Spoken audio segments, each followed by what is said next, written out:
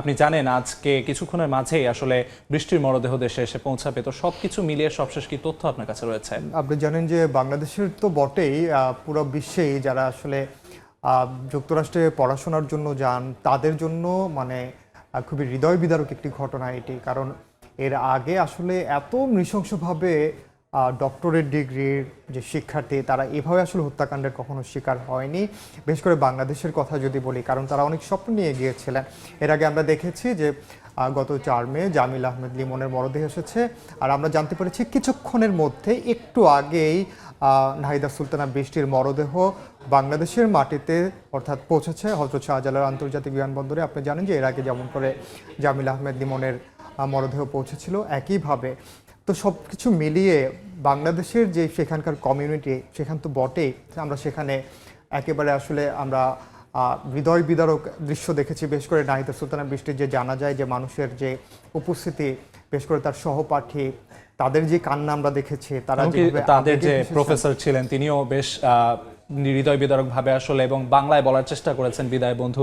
এই যে তাদের যে হৃদয় স্পর্শী যে মনোভাব, সবকিছু মিলিয়ে আসলে সেখানকার কমিউনিটির সবশেষ পরিস্থিতি কেমন? একদম আসলে তাই ঠিকই বলেছেন আলিফ। আপনি জানেন যে শুধুমাত্র শিক্ষার্থীরাই আসলে তাদের হৃদয় ছুঁয়েছে তাই নয়, সেখানকার শিক্ষক যারা আছেন, কমিউনিটির নেতৃবৃন্দ যারা আছেন, এমনকি ভিন্ন ভাষাভাষী তাদের ক্লাসমেট ছাড়াও অন্য ফ্যাকাল্টির কিংবা তাদের সাথে মিশে নেই কিন্তু হয়তোবা দূর থেকে দেখেছে, তাদেরও আসলে অনেকে কিন্তু আমরা দেখেছি যে আসলে তাদের যেই অভিব্যক্তি তারা সেটি প্রকাশ করে কীভাবে করেছে, সব মিলিয়ে আমরা বলতে পারি যে একেবারে আসলে এ ধরনের ঘটনা কখনোই কাম্য না, তারা সেটা বলছে। কারণ আপনি আরও মর্মান্তিক বিষয় হচ্ছে যে আপনি জানেন যে দুজন শিক্ষার্থীর মরদেহ যখন পাওয়া যাচ্ছে না, আসলে কি এটা তাদের মরদেহ কিনা এটি শনাক্ত হচ্ছিল না, তাদের পরিবারের যে অবস্থা সেটিও কিন্তু আসলে অভাবনীয়, আসলে এটি কেউ কল্পনা করতে পারেনি। যে কারণে আসলে এ ধরনের ঘটনা কখনোই যেন আর পুনরাবৃত্তি না হয় সেই বিষয়টি সামনে আসছে। কিন্তু হত্যাকারীর আসলে সবচেয়ে বেশি যে বিষয়টি আরেকটু আলোচনায় সেটি হচ্ছে যে হত্যাকারীকে গ্রেফতার করা হলেও আসলে ঠিক কী কারণে এভাবে নৃশংসভাবে আসলে হত্যাকাণ্ডের শিকার হতে হলো 2 বাংলাদেশের শিক্ষার্থীকে, এটিও এখনও সাধারণ মানুষ জানতে চায়। বিশেষ করে বাংলাদেশের আপনি জানেন যে অসংখ্য শিক্ষার্থী প্রতিনিয়ত বিভিন্ন দেশে, যুক্তরাষ্ট্র তো বটেই, বিভিন্ন দেশে কিন্তু পড়াশোনার জন্য যাচ্ছে এবং তারাও কিন্তু এখন নতুন করে এক ধরনের শঙ্কায় পড়ে গেছে। এই জায়গায় আসলে যে হত্যাকারী আবু হিশাম, তার বিরুদ্ধে যে অভিযোগ দায়ের করা হয়েছে এবং অ্যাটর্নির পক্ষ থেকে সেই অভিযোগ গ্রহণও করা হয়েছে, তবে সেই ক্ষেত্রে কি কোনো জটিলতা রয়েছে কিনা আসলে যুক্তরাষ্ট্রের প্রচলিত আইনে, বিচার ব্যবস্থা বা সবকিছু মিলিয়ে? আমাদের কাছে একটু তথ্য আছে সবশেষ যে নাহিদা সুলতানা বৃষ্টির মরদেহ আসলে কিভাবে উদ্ধার হলো কিংবা আসলে এই ঘটনাটা কোত্থেকে শুরু। আপনি জানেন যে গত 16 এপ্রিল যুক্তরাষ্ট্রের সাউথ ফ্লোরিডা, তারা যেখানে বিশ্ববিদ্যালয়ে পড়াশোনা করতেন, পিএইচডি করছিলেন, সেখানে মূলত সবশেষ তাদের দুজনকে দেখা দিয়েছিল গত মাসের 16 এপ্রিল, গত মাসের 16 তারিখে। এবং পরদিন তাদের খোঁজ না পেয়ে তাদেরই এক সহপাঠী, বৃষ্টি সহপাঠী, যখন সেটি বিশ্ববিদ্যালয় কর্তৃপক্ষকে জানায় তখন আসলে তারা তাদের খোঁজ করা শুরু করে এবং এক পর্যায়ে গত 24 এপ্রিল, আমরা কিন্তু এরই মধ্যে 16 তারিখের পরে বাংলাদেশের বিভিন্ন গণমাধ্যমেও কিন্তু এ নিয়ে খবর প্রকাশ করা হয় যে আসলে এইরকম 2 জন শিক্ষার্থীকে আসলে পাওয়া যাচ্ছে না। আমরা যখন এই ধরনের নিউজ করছিলাম তখন ঠিক 24 এপ্রিল মূলত লিমনের মরদেহ উদ্ধারের খবর আসে, সেটি আমরা সময় সংবাদের সেটি আমরা জানাই আসলে আমাদের দর্শকদের। এবং 26 এপ্রিল বৃষ্টির মরদেহের খণ্ডিত অংশ উদ্ধার হয়, যেটি কিনা তখন পর্যন্ত পরিচয় শনাক্ত হয়নি যে আসলে ওই বাকি যে খণ্ডিত অংশ 26 তারিখে যেই মরদেহটি বা খণ্ডিত অংশটি উদ্ধার করা হয় সেটি যে বৃষ্টির, এটি কিন্তু তখন পর্যন্ত নিশ্চিত করা হয়। এর আগে যখন কিনা লিমনের মরদেহ উদ্ধার হয় এবং তার ফ্ল্যাটে যে রক্ত পাওয়া যায় এবং সেই রক্তে কিন্তু আসলে ডিএনএ টেস্টের মাধ্যমে ফ্লোরিডার পুলিশ জানায় যে এটি আসলে একজনের মরদেহ থেকে প্রাপ্ত রক্ত নয়, কিংবা আসলে এখানে 2 জন ব্যক্তি। একদম আলিফ, আপনি ঠিকই বলেছেন। আমরা একেবারে হযরত শাহজালাল আন্তর্জাতিক বিমানবন্দরে চলে যেতে চাই। আপনি জানেন যে কিছুক্ষণ আগে নাহিদা সুলতানা বৃষ্টির মরদেহ পৌঁছেছে। সবশেষ খবর জানাবেন আমাদের সহকর্মী শফিকুজ্জামান রুবেল।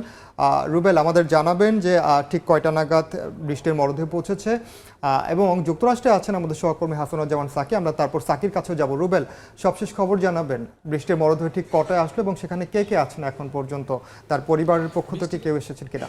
9টা 10 মিনিটে বাংলাদেশে হযরত শাহজালাল আন্তর্জাতিক বিমানবন্দরে অবতরণ করেছে এসেছে। আর আমরা এর আগে বলেছিলাম যে বৃষ্টির মরদেহ গ্রহণ করার জন্য তার পরিবারের সদস্য এসেছে। আমরা দেখেছিলাম বৃষ্টির পুরো বাবা, মা, ভাই এবং আত্মীয় স্বজনরা এসেছে। সকাল থেকে তারা এখানে অপেক্ষা করছে।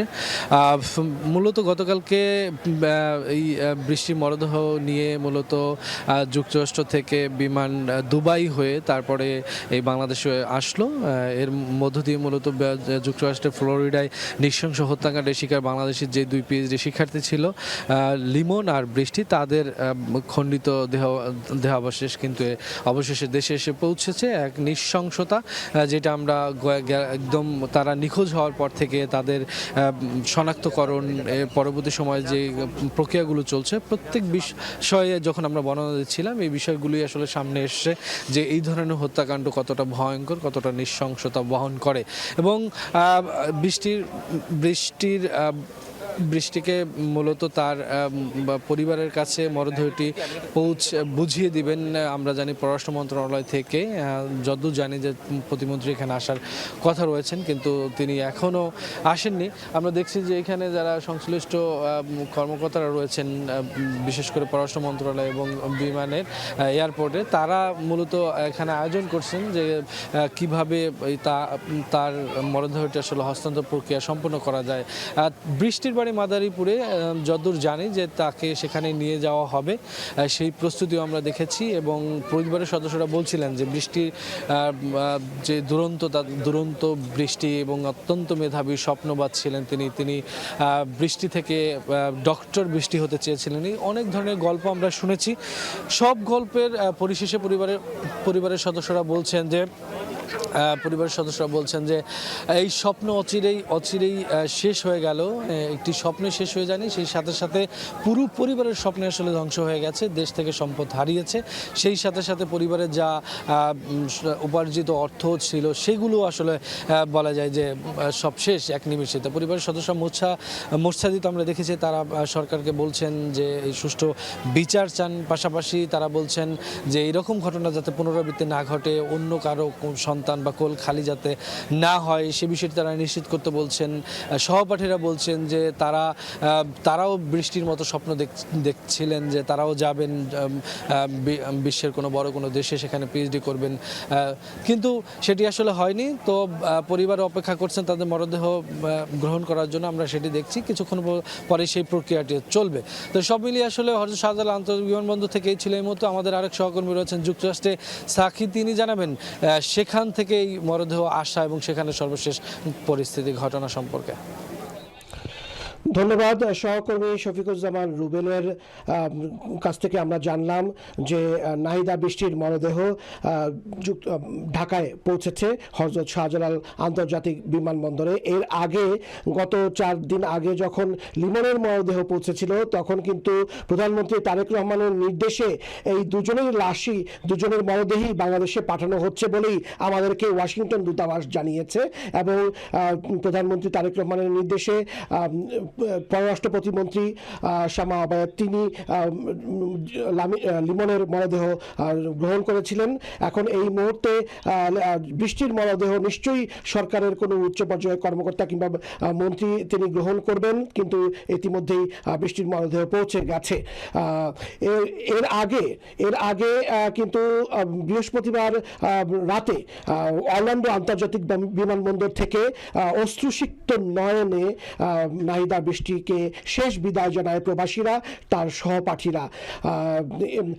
যে নাহিদা বৃষ্টি এবং জামিল লিমন তাদেরকে হত্যা করেছে তাদেরই বিশ্ববিদ্যালয়ের একজন প্রাক্তন শিক্ষার্থী জামিল লিমন, তিনি হিংসাত্মক ভাবে তাদেরকে হত্যা করেছে বলে তদন্তকারী সংস্থা আমাদেরকে জানিয়েছে।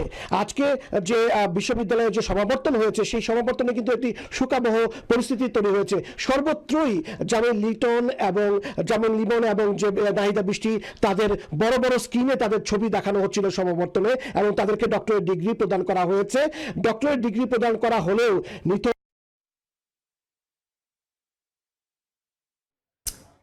আমাদের সাধারণুজ্জামান সাকির সংযুক্তি বিচ্ছিন্ন হয়ে গেছে, কিন্তু এর আগে আমাদেরকে জানাচ্ছিলেন সহকর্মী শফিকুজ্জামান রুবেল হযরত শাহজালাল আন্তর্জাতিক বিমানবন্দর থেকে। এবং সাকি যেমনটি বলছিলেন যে সেখানে আসলে নাহিদা সুলতানা বৃষ্টি এবং জামিল আহমেদ লিমনের যে মরণোত্তর ডিগ্রি দেওয়া নিয়ে কিংবা তাদের ঘিরে যে সেখানকার কমিউনিটির যে আবেগ সেটি আসলে অন্যরকম। আপনি দেখতেই পাচ্ছেন যে নাহিদা সুলতানা বৃষ্টি এবং জামিল আহমেদের লিমন ছবি সহ তাদেরকে আসলে যেভাবে সম্মানিত করার চেষ্টা করা হচ্ছে। আমরা দেখতে পাচ্ছি বৃষ্টির মরদেহ আসলে বের করে নেওয়ার যে প্রক্রিয়াটি সেটি নিয়ে এবং পরিবারের যে শোকের যে ব্যাপারটি আসলে সবকিছু মিলিয়ে এবং সেই জায়গায় এই যে যুক্তরাষ্ট্রের যে শোকের জায়গা, যুক্তরাষ্ট্রের কমিউনিটির মধ্যে যে শোক ছড়িয়ে পড়েছে এবং যারা পরবর্তীতে আসলে স্বপ্ন দেখছেন যুক্তরাষ্ট্রে কিংবা উচ্চশিক্ষার জন্য সেই দেশে তাদের জন্য আসলে এখন নিশ্চিত তাদের দেখুন যে যিনি হত্যা করেছেন হিশাম আবু গারবে তিনি মার্কিন নাগরিক প্রথমত, এবং তার যেই সমস্যাগুলো তাকে কি আগে থেকে আসলে এই নজরদারিতে রাখা হয়েছিল কিনা, কারণ জানেন তার কিন্তু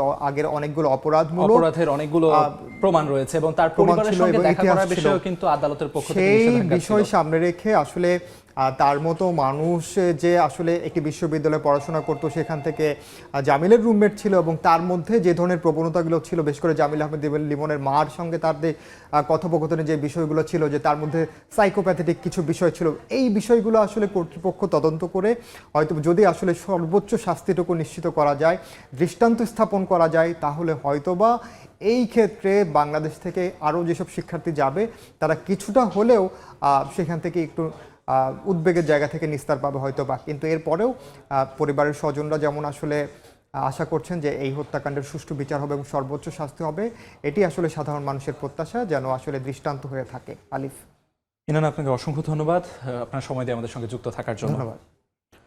যুক্তরাষ্ট্রে হত্যার শিকার হওয়া লিমন এবং বৃষ্টির মরদেহ আসা এবং সবকিছু মিলিয়ে সবশেষ খবরাখবর জানাতে আমাদের সঙ্গে যুক্ত ছিলেন সহকর্মী ওমর ইনান।